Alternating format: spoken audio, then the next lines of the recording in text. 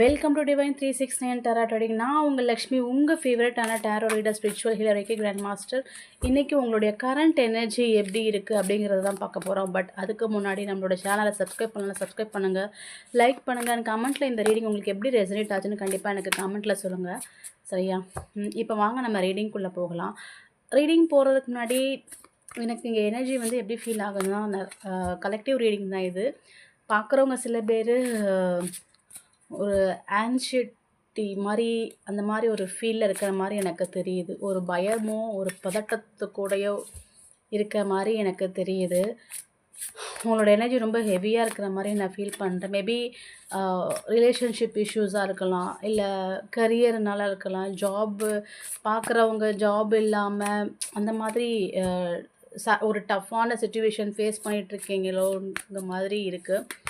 So அதுக்கப்புறமா அது cards விழுந்திருக்கு.